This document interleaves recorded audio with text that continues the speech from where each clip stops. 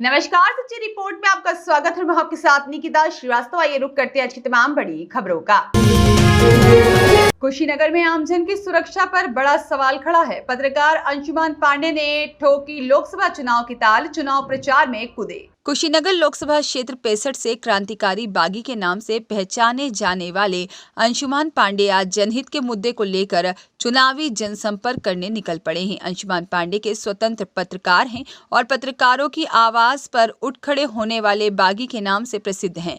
कसिया थाना क्षेत्र के प्रसाखंड के निवासी हैं। उन्होंने अपने दो टुक शब्दों में मीडिया के पूछे गए सवालों पर क्या कुछ कहा, आप खुद भी सुनिए। क्योंकि मैं एक पत्रकार हूँ, मेरी ओरिजिन एक संपादक, एक पत्रकार, एक लेखक की रही है, तो मैं ये जो आपने कहा कि किन मुद्दों पे आप चुनाव लड़ रहे हैं या नहीं लड़ रहे हैं, तो मैं बता दूं कि मैं एक पत्रकार के संगठन राष्ट्रीय पत्रकार महासभा, उत्तर प्रदेश पत्रकार महासभा, प्रेस परिषद उत्तर प्रदेश, ये समर्थन की हुई है मेरे इस चुनाव का। और मैं लोकसभा कुशीनगर संसदीय क्षेत्र 365 से लोकसभा प्रत्याशी हूँ। मैं आपको ये बताना चाहता हूँ कि आज ये चुनाव जो लड़ने का मेरा मेन कारण है, एक पत्रकार को, एक वकील को इस सभ्यता का, ये जो भारतीय सभ्यता है, जो रिपब्लिक है, जो कॉन्स्टिट्यूशनल लीग हमारा जो ये है, जिसमें हमने 1950 के दशक में जो है भारत की संविधान को आत्मसात किया, अपनाया और वहां शपथ लिया कि आज से हम एक गणराज्य है, रिपब्लिक है, डाइवर्सिटी से संपन्न राष्ट्र है। उस राष्ट्र में भी आज भी पत्रकार आप देखते हैं आए दिन कत्लेआम होते हैं। वकील भी कहीं ना कहीं, उनके लिए भी कोई वैसी फैसिलिटी नहीं है। सदन में बैठे जितने ये डाकू हैं, सदनों में बैठे 543 डाकू, मैं इन्हें रॉबर्स कहता हूँ, लुटेरे कहता हूँ। मैं इन्हीं इसलिए लुटेरा कहता हूं कि 75 सालों में ना तो ये बलात्कार मिटा, ना आम आदमी को आजादी मिली। आज भी कामन मैन, जो आर के लक्ष्मण का, एक आर के लक्ष्मण कार्टूनिस्ट थे, जो उनका आम आदमी था, वो आज भी हाशिए पे खड़ा है। जबकि सत्ता का एक वर्ग, जो सत्ता से 20 करोड़ लोग इस देश में, 20 करोड़ लोग फर्स्ट ग्रेड की जो है विलासिता की जिंदगी जीते हैं, और बाकी 80% जो लोग हैं, 120 करोड़ लोग हैं, वो दिन रात हैंड टू माउथ के लिए लड़ते हैं। पूंजीवाद अपने चरम पे है, बलात्कार अपने चरम पे है, भ्रष्टाचार अपने चरम पे है, थाने और कचहरियां लूट के अड्डे बने हैं, जहां पे इंसाफ नहीं, केवल और केवल व्यक्ति का शोषण होता है, उसके साथ अत्याचार होता है। बेटियां पूरी तरह से असुरक्षित हैं, एक पत्रकार कहीं सुरक्षित नहीं है। तो ये जो मुद्दा था, वो मूल मुद्दा ये था कि कहीं ना कहीं डेमोक्रेसी में जो मेन मुद्दा है, 543 सांसद जो है, प्रत्येक पार्टी अपना अपना प्रत्याशी उतारती है। मैं इन डाकू पार्टियों से ये पूछना चाहता हूं कि लोकतंत्र की तीसरी याद कही जाने वाले, चौथा स्तंभ कहने वाला पत्रकार कहाँ है? क्या 10 पत्रकार भी पूरे देश में जो है, किसी भी पार्टी को ये क्षमता नहीं है कि 10 पत्रकारों को उतारे?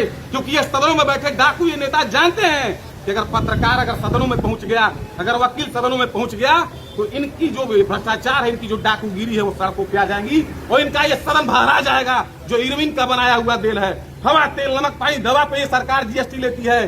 दुनिया के किसी भी संप्रभु राष्ट्र में, किसी भी गणराज्य में, आपको मैं बता दूं कि गढ़ शब्द, रिपब्लिक शब्द भी 2600 साल पहले कुशीनगर में गढ़ साम्राज्य से गया है, जहां पे लिच्छवी गणतंत्र था, वैशाली गणराज्य था, और गढ़ शब्द को दुनिया की परिभाषा हमने दिया है। आज ये झूठा प्रधानमंत्री, टोटली लायर, यही प्रधानमंत्री 2014 के चुनाव में कहा कि पड़ौना चीनी मिल चलवाएंगे, कूड़े के भावों मिल बिका।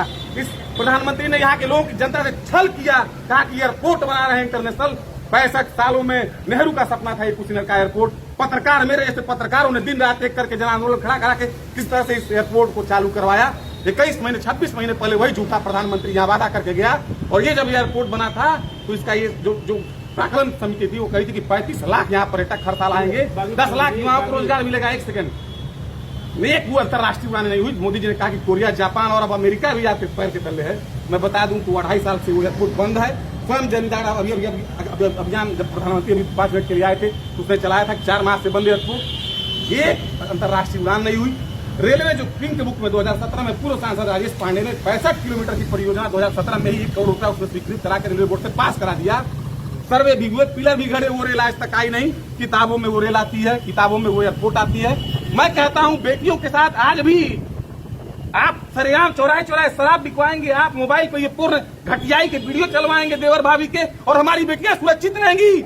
मैं ऐसी व्यवस्था हुकूमत को चैलेंज करता हूं, इसलिए मैं ये चुनाव लड़ रहा हूं। बगावत करता हूं मैं ऐसे हुकूमत की, ऐसे प्रधानमंत्री की। और ये डाकू कब तक टिकट देगी बीजेपी इन डाकुओं को? ये बीजेपी क्या चुनाव लड़ेगा, किस मुद्दे पे लड़ेगा? हवा, तेल, पानी, दवा पर जीएसटी लोगे तुम? सड़कों पे एक सांसद जी जो है जाएंगे सड़क पे, तो जो है टोल टैक्स नहीं देंगे निजी गाड़ियों पर। और मेरी माँ बीमार है, मैं गाड़ी में बैठ के जाऊंगा तो टोल लोगे? तुम्हारे टोल कानून को गांधी के सत्याग्रह की तरफ तोड़ देंगे। फिरंगी, ये भूरी चमड़ी वाले फिरंगियों को ठीक करने के लिए आया हूं मैं अखाड़े में।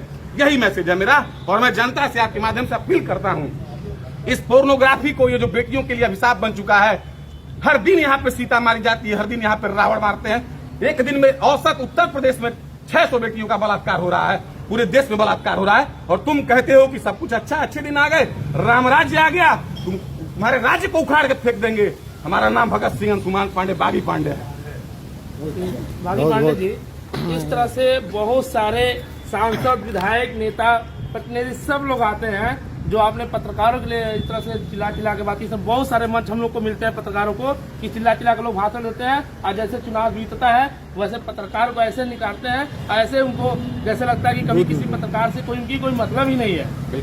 तो देखिए, आपका पिछले भी 75 सालों से, पिछले 75 सालों से आज भी पत्रकार गुलाम है। 90% जो मेन स्ट्रीम मीडिया है वो सत्ता की दलाल हो चुकी है।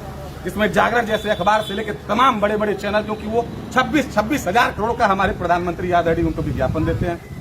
जो सेकेंड स्ट्रीम मीडिया है, जो कि जैसे सोशल मीडियाज हैं और तमाम लोग, वही आज मंच पे आपकी आवाज को उठा भी रहे हैं। सवाल ये नहीं, आपने कहा कि आप बदल जाएंगे। पहली बात ये बता दूं कि मैं वित्त बार नेता नहीं हूं, मैं एक पत्रकार हूं, एक लेखक हूं। एक लेखक और एक पत्रकार हमेशा ही बहुत संवेदनात्मक होता है, संवेदनशील होता है। हम पिछले 17 सालों से हम लोग सिर्फ जीवन में लोगों का दुख रिकॉर्ड किए हैं, और उसका गवाह है ये ट्विटर मोबाइल का। मेरे फेसबुक को खोलिए, व्हाट्सएप पे खोलिए, तो मेरा एक चरित्र है। मैं एक शिक्षित, पढ़ा लिखा एक नौजवान हूं, और ये इस व्यवस्था के क्रम में मैं आज यहाँ पे हूं कि मैं